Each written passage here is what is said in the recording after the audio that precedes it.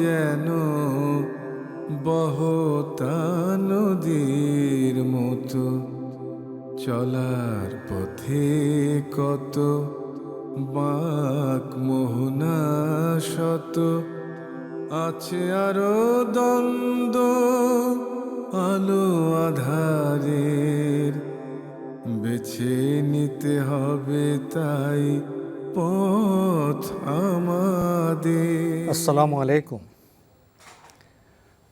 প্রিয় দর্শক, আপনারা যারা দেশে আছেন প্রবাসে, সবাইকে জানাই অনেক অনেক প্রীতি ও শুভেচ্ছা। শুরু হলো অ্যান্টিবাই আয়োজিত এবং লাভ হলো নিবেদিত টক শো আলোকপাত।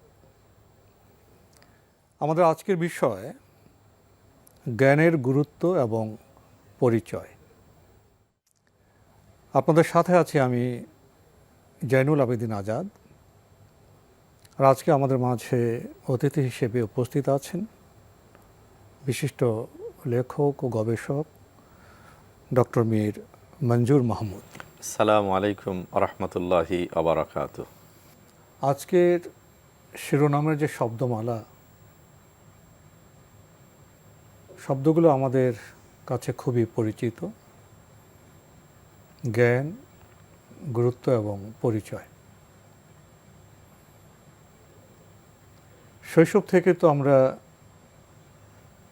জ্ঞানের কথা শুনে আসছি। অন্ধকারে আলো প্রয়োজন, বিকশিত হওয়ার জন্য, সমৃদ্ধ হওয়ার জন্য জ্ঞানের প্রয়োজন। এজন্যই বর্তমান সময়ে একটি বিষয় বহুলভাবে উচ্চারিত হচ্ছে, সে বিষয়টি হলো জ্ঞানভিত্তিক সমাজ নির্মাণ। খুবই প্রয়োজনীয় বিষয়,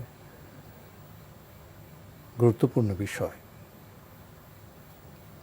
কিন্তু জ্ঞানভিত্তিক সমাজ কে নির্মাণ করবে?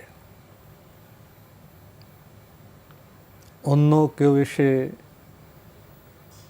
ভিন গ্রহ থেকে কেউ এসে কি নির্মাণ করে দেবে?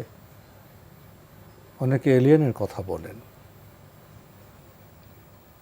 মানব জাতির ইতিহাস বলে মানুষের যা কিছু অর্জন, নির্মাণ, তা মানুষকেই করতে হয়েছে।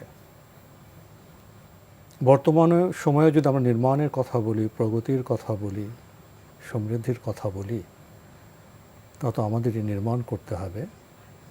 প্রয়োজন সঠিক ভিত্তি। আমরা আজকে সে ভিত্তির কথাই বলবো। তো জ্ঞানের গুরুত্ব এবং পরিচয় এই বিষয়ে আমরা শুরুর কথা বলি। জ্ঞানের গুরুত্ব প্রসঙ্গে যদি ডক্টর মীর মঞ্জুর মাহমুদ আপনি কিছু বলতেন। আপনাকে অনেক ধন্যবাদ।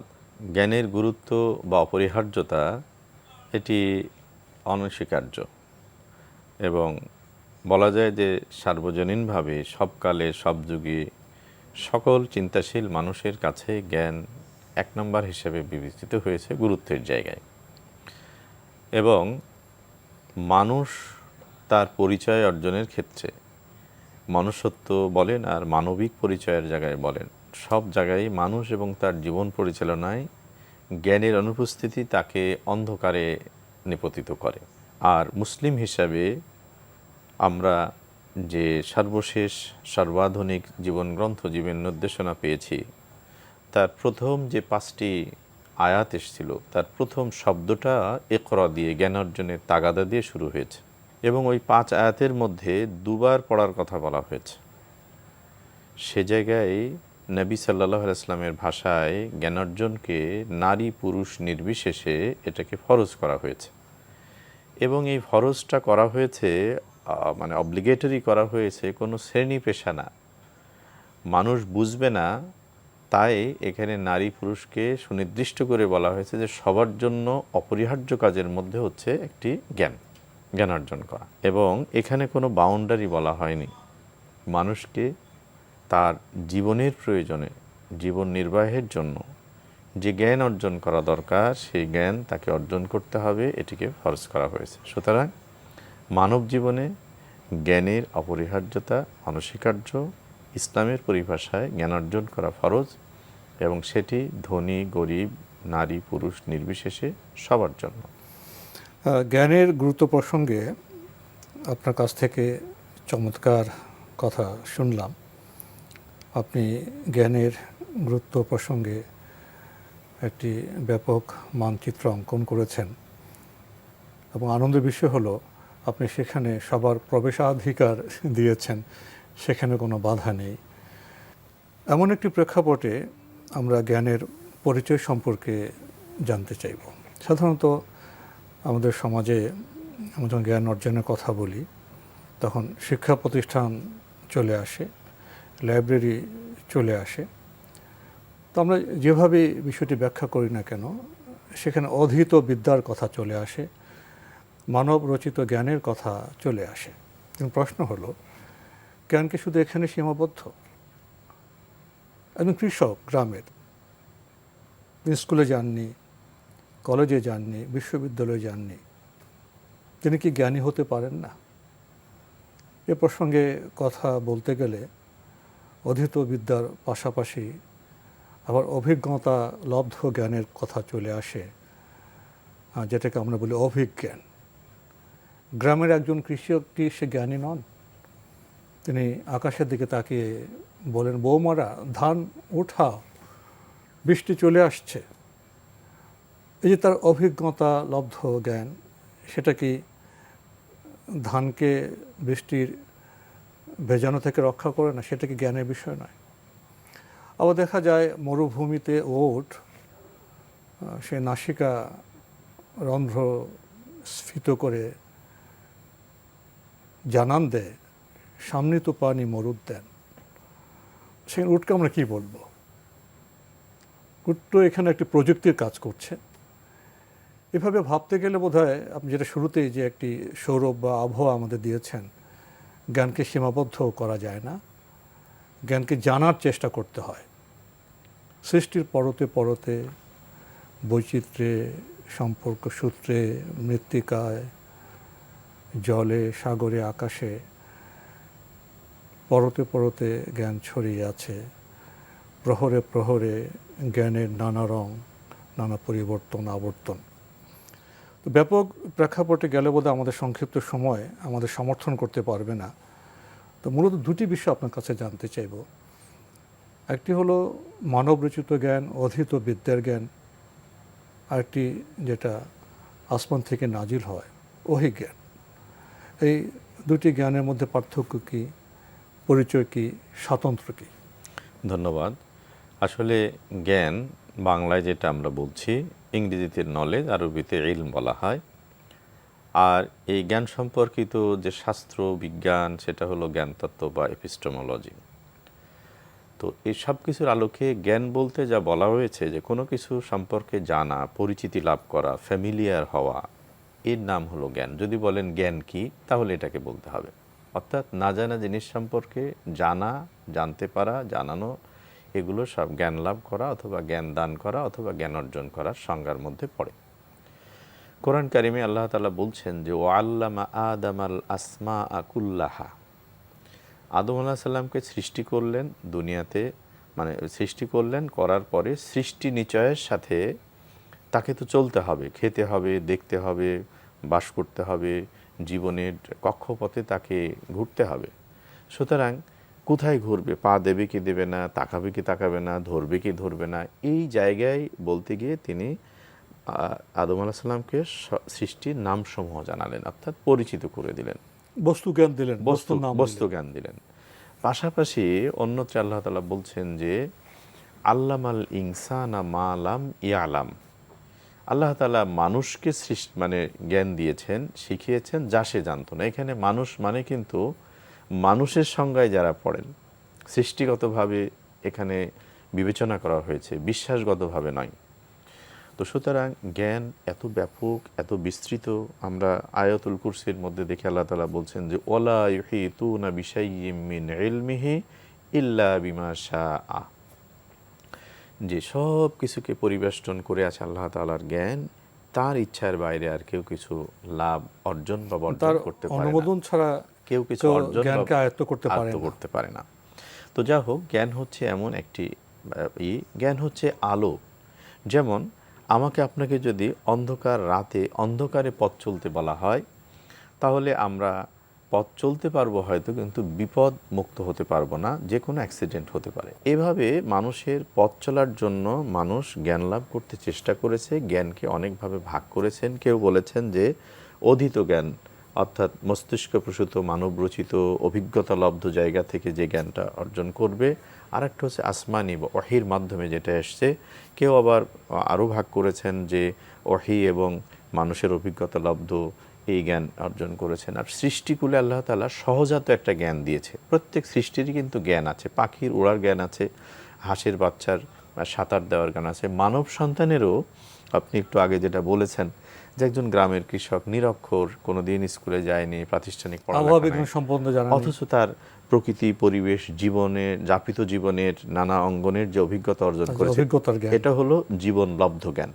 সুতরাং প্রতি সৃষ্টিকে আল্লাহ সহজাত জ্ঞান দিয়েছেন, তার বেঁচে থাকার সাস্টেইনের জন্য মানুষকেও সেটা দিয়েছেন। এরপরে মানুষকে বাড়তি তার মর্যাদা এবং তার সুপিরিয়রিটির প্রতিষ্ঠার জন্য যে জায়গাটায় সৃষ্টিশীল যেহেতু মানুষ, সেই জায়গায় আপনি যে দুটো ভাগ বলছেন, একটা হলো মানুষের অভিজ্ঞতালব্ধ, মানুষের অধীত জ্ঞান, আর একটা হচ্ছে আসমানি জ্ঞান। এখন মানুষ তার অভিজ্ঞতা বা অধীত জ্ঞান এটা সময়ে সময়ে পরিবর্তন হয়, এর লিমিটেশন আছে, অপূর্ণতা এটা আছে। যেহেতু মানুষ তার চিন্তার সক্ষমতা, তার ভাবনার সক্ষমতা, এগুলোর লিমিটেশন আছে। তাহলে মানুষকে যদি প্রকৃত কিছু অর্জন করতে হয়, শাশ্বত কোনো কিছু অর্জন করতে হয়, অ্যাবসলিউট বা একেবারে পারফেক্ট কোনো অর্জন করতে হয়, তাহলে মানুষকে ওয়াহির জ্ঞানের দ্বারস্থ হতে হয়। যিনি সৃষ্টি করেছেন সবকিছু সেই স্রষ্টার জ্ঞান, তার জ্ঞানের দরকার হয়। এবং সেজন্য আল্লাহ তাআলা কিন্তু আদম আলাইহিস সালামকে পাঠিয়ে সাথে সাথে সহিফা দিয়েছেন, পুস্তিকা, কিতাব দিয়ে দিয়েছেন, যে আল্লাহ তাআলা মানুষকে সৃষ্টি করে বেঁচে থাকার জন্য সব ভোগোপভোগের জিনিস যেমন দিয়েছেন, কিন্তু মানুষ হিসেবে বেঁচে থাকার জন্য প্রতি যুগে প্রত্যেক গোত্রে কওমে আল্লাহ তাআলা নবী এবং রাসূলকে পাঠিয়েছেন কিতাব বা সহিফা দিয়ে। এই হলো ওহির জ্ঞান, এবং যেটি মানুষকে সঠিক পথে, মানবতাকে মনুষ্যত্ব নিয়ে মানুষে পথ চলতে শেখাবে এবং বাঁচতে শেখাবে। আর মানুষ তার যুক্তি, তার যোগ্যতা, তার প্রয়োজন, ভোগের থেকে, দাবি থেকে যেটা করেছে, সেগুলো যেমন বিজ্ঞানের যে সমস্ত শাখা প্রশাখা আছে, যত ধরনের সায়েন্স টেকনোলজির জ্ঞান আছে মানুষ করেছে, এগুলো মানুষের অধীত জ্ঞান, মানুষের অভিজ্ঞতালব্ধ জ্ঞান, মানুষের প্রয়োজন পূরণের জায়গায় মানুষ মানে একের পর এক চেষ্টা করেছে, সেই জায়গায় জ্ঞানের পরিচয় সম্পর্কে আপনি যে কথাগুলো ব্যক্ত করলেন, এর প্রেক্ষাপটে কিছু প্রশ্ন আমাদের মধ্যে জাগে। মানুষ তো প্রতিদিনই জ্ঞান সমৃদ্ধ হচ্ছে, নিত্য নতুন আবিষ্কার হচ্ছে, জ্ঞানের গ্রন্থ প্রকাশিত হচ্ছে, প্রতিদিনই লক্ষ লক্ষ বাক্য লিখিত হচ্ছে, পঠিত হচ্ছে। পঠন পাঠনের এই যে অভিযাত্রা, সেটা তো থেমে নেই। কিন্তু প্রশ্ন হলো, পঠন পাঠনের অভিযাত্রা থেমে নেই, জ্ঞান বিজ্ঞান থেমে নেই, উৎপাদন থেমে নেই, শান্তির বাক্য উচ্চারণ থেমে নেই, তারপর আমার কাঙ্ক্ষিত সমাজ, সভ্যতা, পৃথিবী পাচ্ছি না কেন? এত উৎপাদনের পরেও, এত সম্পদের পরেও পৃথিবীর অধিকাংশ মানুষ বঞ্চিত কেন? এত বিজ্ঞান এবং প্রযুক্তি চর্চার পরেও জলবায়ুতে এত দূষণ কেন? বিজ্ঞান চর্চার এই মহেন্দ্র ক্ষণে কেন মানুষ মারণাস্ত্রের ভয়ে ভীত? কেন যুদ্ধের আগ্রাসনে সবাই অশান্তির মধ্যে আছে? উৎপাদিত শস্য বণ্টিত হচ্ছে না। স্রষ্টা যে জ্বালানি দিয়েছেন, সেই জ্বালানি সুষমভাবে উত্তোলন, বন্টন, পরিবহন, বাজারজাত করার ক্ষেত্রে কেন সমস্যার সৃষ্টি হলো? জ্ঞানের এই অভিযাত্রা আমাদের বান্ধব না হয়ে অনেক সময় লক্ষ্য করছি যেন আমাদের শান্তির, প্রগতির ক্ষেত্রে প্রতিবন্ধক হচ্ছে। তাহলে জ্ঞানের পথে কি কোনো চোরাগলি আছে? জ্ঞানের পথে কি কোনো বিভ্রান্তি আছে? পবিত্র কোরআনে আল্লাহ বলেছেন, আমি মানুষকে জ্ঞানের খুব অল্পই দিয়েছি। অভ্রান্ত অহিজ্ঞান থেকে বিচ্যুত হয়ে যখন আমি স্বল্প জ্ঞানে, মানব মস্তিষ্ক প্রসূত জ্ঞানে আমি সিদ্ধান্ত নিতে চাই, তখন কি আমার সাথে কোনো জুলুম কাজ করে? ব্যক্তি স্বার্থ, গোষ্ঠী স্বার্থ, বর্ণ স্বার্থ, জাতীয়তাবাদের স্বার্থ, এসব বিষয় কি আমাকে পথভ্রষ্ট করছে? এই ভূমিকা দিলাম এই জন্য, জ্ঞানের অভিযাত্রা থেমে নেই, মানুষ কাঙ্ক্ষিত সমাজ পাচ্ছে না, শান্তি পাচ্ছে না। এখানে কি ওহি জ্ঞান দ্বারা আমি প্রশাসিত বলি, পরিশীলন বলি, পরিশুদ্ধি বলি, এটা না হওয়ার কারণে কি বর্তমান সভ্যতার সংকট, ক্রাইসিস অফ সিভিলাইজেশন কি এখানে? আসলে জ্ঞান মাত্রেই কল্যাণকর নয়। জ্ঞানের ব্যবহার যদি কল্যাণ পথে হয় তাহলে সেটি কল্যাণকর, এটার ব্যবহার যদি অকল্যাণের পথে হয় তাহলে এটি অকল্যাণ বয়ে আনবে। যেমন একটা ছুরি, এটি যদি একজন বিশেষজ্ঞ ডক্টরের কাছে পড়ে, উনি এটি অপারেশন কাজে ব্যবহার করবেন, মানুষের রোগ নিরাময়ের কাজ হবে। আর এটি যদি একটা দস্যুর হাতে পড়ে, সেটি মানুষের প্রাণ জীবন নেওয়ার কাজে ব্যবহৃত হতে পারে। ওয়াহির জ্ঞান, আসলে মানুষ তো স্বল্প জ্ঞান দেওয়া হয়েছে, মানুষের মধ্যে সীমাবদ্ধতা দেওয়া হয়েছে। তো জ্ঞানকে মানুষের কল্যাণে, সৃষ্টির কল্যাণে লাগাবার জন্য ওয়াহির জ্ঞানের কোনো বিকল্প নেই, এবং মানুষ এটা পারবে না জন্যই যুগে যুগে মানুষ তার যুক্তি, অভিজ্ঞতালব্ধ জ্ঞান দিয়ে সমাজে, পরিবারে, জীবনে বিভেদের পাহাড় তৈরি করেছে। এবং নবীদের আগমন যখন দূরত্ব তৈরি হয়েছে, নবীদের শিক্ষার অনুপস্থিতি যখন হয়েছে, তখনই সমাজে নানা রকমের অনাসৃষ্টি, বিপর্যয় তৈরি হয়েছে। এটা দিয়ে প্রমাণিত যে আলা লাহুল খালক ওয়াল আমর, যে এই পৃথিবী যেহেতু আল্লাহর সৃষ্টি, সুতরাং এর আদেশও তারই হবে। অর্থাৎ সৃষ্টির জন্য জীবন পরিচালনার নীতি, শিক্ষা, দর্শন যা কিছু হবে সেটা স্রষ্টার পক্ষ থেকে আসাটাই হবে নির্ভুল এবং কল্যাণময়। এর বাইরে যেটা হবে সেটা হবে ইম্পার্শাল, সেটা অসম্পূর্ণ, কখনো কখনো পুরোটা ক্ষতিগ্রস্ত বা অকল্যাণের হয়ে থাকে। তো সুতরাং জ্ঞান মানুষের জীবনকে সুন্দরভাবে পরিচালিত করতে তখন সহযোগিতা করবে যখন জ্ঞানটা কী হবে, ব্যালান্সড হবে, কল্যাণময় হবে। তো মানুষ তার সক্ষমতা দিয়ে এই গ্রহটা সৃষ্টি নিশ্চয়ের কল্যাণকর জ্ঞানকে নিশ্চিত করতে, যোগান দিতে সক্ষম না জন্যই কিতাবের প্রয়োজন হয়েছে। এবং আল্লাহ তাআলা কোরআনকে পাঠিয়ে ওই অ্যাসুরেন্সে দিয়েছেন যে দেখো, তোমরা যদি জীবনে ভোগোপভোগের ক্ষেত্রে, বসবাসের ক্ষেত্রে, এই পৃথিবীর প্রকৃতিকে সুন্দরভাবে উপভোগের ক্ষেত্রে এ থেকে অকল্যাণমুক্ত থাকতে চেষ্টা করো, তাহলে এই কোরআনের জ্ঞান যেটা দেওয়া হয়েছে এটাকে অনুসরণ করে, যেটাকে সর্বশেষ নবী সাল্লাল্লাহু আলাইহি ওয়াসাল্লামের মাধ্যমে পাঠিয়ে দেওয়া হলো। তো সেই জন্য আজকের দুনিয়া বিজ্ঞানের জয় জয়াকারের সময় আমরা কেন অশান্তিতে, আমরা কেন বিশৃঙ্খলায়? শুধু এ জায়গায় যে মানুষ তার অভিজ্ঞতা এবং তার অধীত জ্ঞান দিয়ে মানুষের মধ্যে ইনসাফ, আদল যেটা বলে, অর্থাৎ কি বলে, মানুষের মধ্যে মানবিকতা, ন্যায় সঙ্গতা, তারপরে জাস্টিস, এগুলো সে প্রতিষ্ঠা করতে পারছে না। কারণ এটা মানুষের জ্ঞান দিয়ে মানুষ পারবে না, এটা আল্লাহ তাআলা বুঝেছেন। সেজন্যই আজকের এই নিরাময়ের একটাই পথ, সেটা হলো লাকাদ কানা লাকুম ফি রাসূলিল্লাহি উসওয়াতুন হাসানা। এই জীবনের নির্দেশনা নিয়ে যাকে পাঠানো হলো উসওয়ায়ে হাসানা, উত্তম আদর্শ হিসাবে, তার জীবনের অনুসরণ, এবং তিনি যে গ্রন্থের বাস্তব নমুনা ছিলেন সেই গ্রন্থ কোরআন, এই ওয়াহির জ্ঞানের জানা এবং সে অনুযায়ী চলার মধ্যে আজকের এই অশান্তি বা সমস্যা দূর হতে পারে বলে আমরা দৃঢ়ভাবে বিশ্বাস করি। বর্তমান সময়ে তো এই পৃথিবীতে কোটি কোটি মুসলিম বসবাস করছেন। এই কোটি কোটি মুসলিম যদি মুসলিম হিসেবে জ্ঞান অর্জনের দায়িত্ব পালন, মুসলমানদের উপর তো একটা অর্পিত দায়িত্ব আছে, মানবজাতির কল্যাণের দায়িত্ব, সে দায়িত্ব পালন করতে পারতো, তাহলে বোধহয় আমাদের হাহুতাশ করতে হতো না। আপনি শুরুতেই পবিত্র কোরআনে প্রথম যে নাজিলকৃত সূরা আলাকের কথা বলেছিলেন, 5টি আয়াতের কথা আপনি বলেছিলেন। আমরা যদি সেখানে যাই, একটু অন্বেষণ করি, সেখানে দুটি খুবই গুরুত্বপূর্ণ কথা বলা হয়েছে। একটি কালাম চর্চার কথা, আর একটি কলম চর্চার কথা। এখন দেখা যায় মুসলিম সমাজের মধ্যে কেউ শুধু কালাম চর্চা করছেন, আবার কেউ শুধু কলম জ্ঞান বিজ্ঞানের চর্চা করছেন। এই দুটোর মধ্যে কোঅর্ডিনেশন বা সমন্বয় নেই। বর্তমান সভ্যতা, বিজ্ঞান প্রযুক্তিতে যে প্রাগ্রসরতা, যে প্রগতি, সেটা যদি কালাম দ্বারা, অর্থাৎ মহান আল্লাহর রবুবিয়তের যে চেতনা, পালনবাদী মানবিক যে চেতনা, সেটা দ্বারা যদি পরিশুদ্ধ পরিচালিত হতো, তাহলে আমাদের যে সভ্যতার সংকট, ক্রাইসিস অফ সিভিলাইজেশন, সেটা বোধহয় দূর হয়ে যেতে পারত।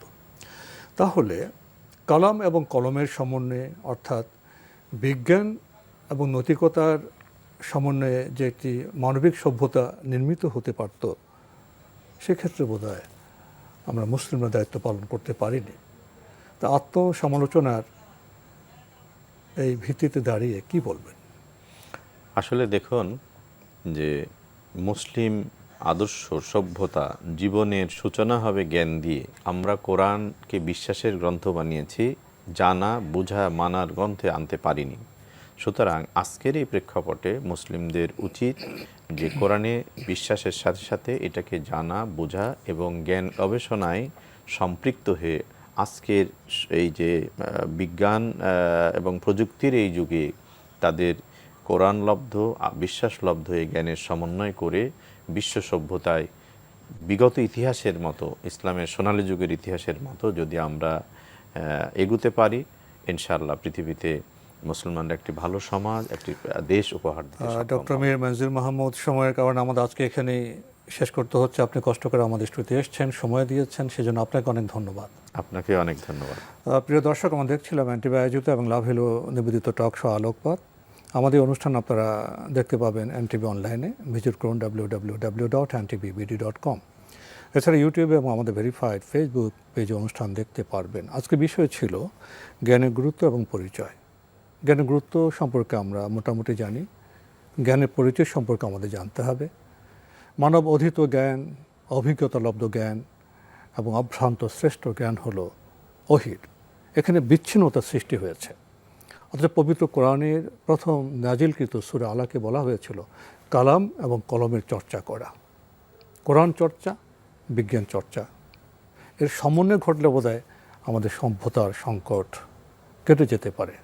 আসুন আমরা ওহীর আলোকে বিজ্ঞানের চর্চা করি, জীবনকে পরিশীলিত পরিশুদ্ধ করি এবং কাঙ্ক্ষিত পৃথিবী নির্মাণ করি। প্রিয় দর্শক, মহান আল্লাহ আমাদের সবাইকে নিরাপদে রাখুন, রাখুন শান্তিতে। আসসালামু আলাইকুম।